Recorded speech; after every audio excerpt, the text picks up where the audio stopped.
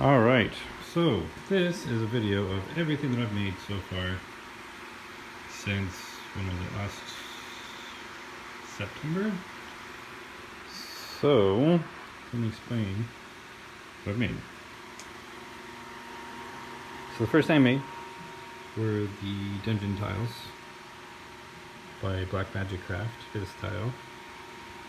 Then I made sand tiles that I'm using as a road right now. And then grass tiles. Made some houses. Some of the doors open, some of the doors don't, depending on how I felt when I made them. Made a couple rock golems here, standing on top of my stackable mountains. Made some Black Magic Craft style trees out of the sponges, cut up sponges. This is my newest tree that I just made using the wire technique, clay, and wolf lichen that I found camping a couple weeks ago. This is actually my most recent house that I made. It's playable. All of these buildings are playable. And this is the first bit of terrain that I've made using my 3D printer. So the windows and the door I actually made. I printed out. I designed it using 3D Studio Max and ZBrush and printed those out. And, of course, DM Scotty's fireplace and sleeping bags. Another little house made, all playable. This is wire and hot glue technique. I really like how it turned out.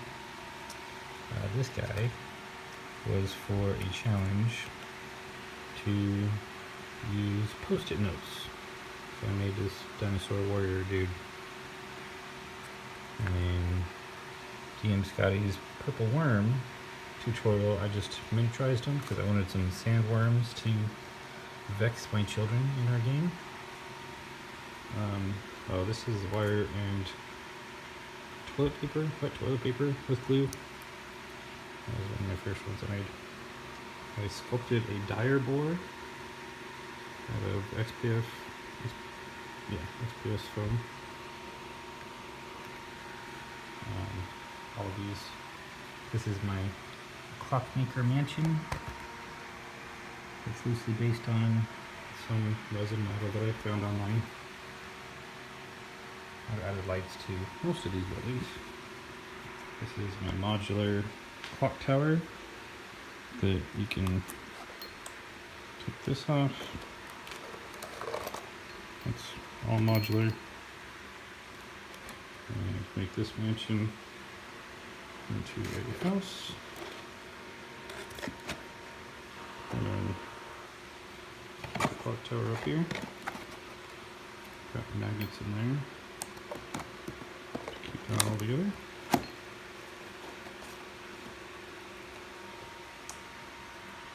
And of course I have my version of Wylox Inn. It is also playable. I have more furniture, but I'm actually using it in the dungeon right now. And this was the Guild Build Challenge for December. We had to use a clear plastic globe in the challenge, and so I made a lighthouse out of it. And again, you can take all of these apart, and they're all playable. This one actually even has a basement.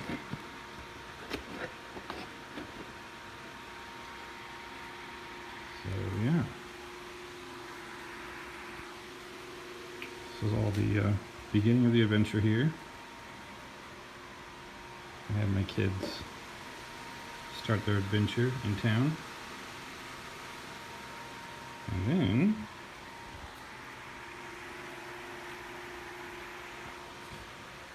that's the bathroom. Notice. It's very important to have a bathroom. Oh, there we go.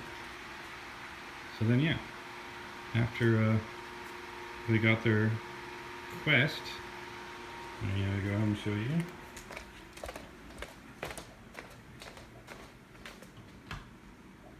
Wow, this is more that I've made. This is a modular dungeon. Actually, let me turn the light back on. I'll kind of explain the dungeon layout here. So you start here. I made a pit trap. Obviously, you wouldn't see the pit trap when the kids were playing. That's something that they'd have to roll check for. Then got this magical iron door that won't open. So in order to open it, you have to go through the hallway there. And this is the room of undead ghoulies and monsters. I modeled this guy. See if I can get it to focus. I modeled him in 3D Studio Max, detailed him in ZBrush, and made him for a video game for a friend of mine. So when I got a 3D printer, he was the first thing that I printed out. And this is another zombie from the same game that I made for my friend. Still need to paint these. I made these little ghost guys. These is DM Scotty's sarcophagus things. Another ghost.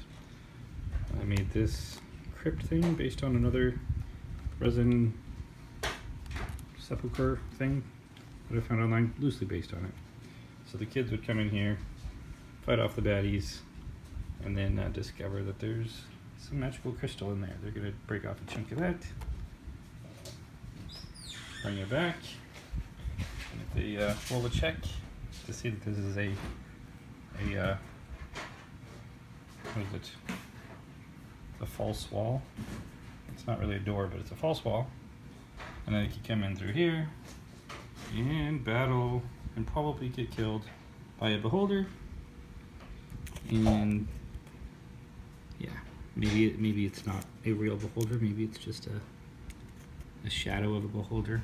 That way it actually won't destroy them. And then they come back into the main room. They can now open the dungeon door because they have that crystal. They'll see through the hallway there. Obviously the tar trap that I made, that's not going to be visible. But they'll see, oh, there's something important over there. And if they go through the door before getting the crystal, then while they're going through the hallway, uh-oh, there's a trap that'll come through the hallway and murder my poor children. But if they get this crystal thing, it disables that trap. So then they come into this room. It looks pretty normal. No problems in here. Getting a little suspicious that these are really comfortable looking beds here that they can maybe rest up before continuing through the journey. But one of these beds actually, whoops, is a mimic. And yeah, if they are able to battle the mimic, they'll be able to explore the room, get a little treasure there, and yeah, rest up for the rest of their dungeon journey. Go through there. They can either go ahead and just cross this bridge here.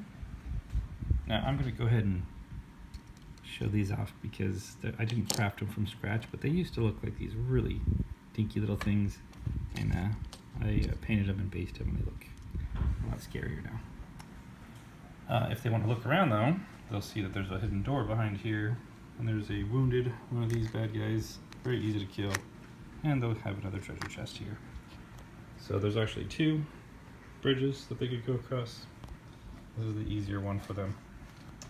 Got my dungeon stackers with the turret expansion pack that I made for them. And yeah, then after going through the end of the dungeon, got the Black Magic Craft Ruined Tower. Have an encounter there, and another tower, and they will be attacked by a big red dragon. I made this guy out of the XPS foam as well. He's a lot more delicate than I would like him to be, but good enough. Gets the job done. It's mostly XPS foam, and then cardboard for some of the scales, toothpicks, and paper towels for the wings. So I'm gonna have that drag and just put it right there. And then if they get through all that, they get to what was it, November's Guild Build Challenge, which was make something out of that skull, or make something out of skulls. So I made this necromancer's tassel thing. It lights up too, but you can't really see it. And making it extra spooky, I added realistic cobwebs. Well, I didn't add them. I've actually had them up in storage. And so a helpful spider helped me to add the realistic spider webs. Extra spooky, right? And that's it. So everything in the other room, and all of this I created since whenever it was, September. Oh, and if you want to see a sneak peek of what I'm making next, it's I've only black bombed these so far. I haven't started painting them yet, but it's going to be city gates here. Oh, and these are all, it's all going to be playable. There we go. It's all going to be playable. Because if you make these and you don't make them playable, what are you doing with your life? So yeah, lots of castle walls. It's my next project that I'm working on right now, currently. So yeah, all of that is what I've made since September.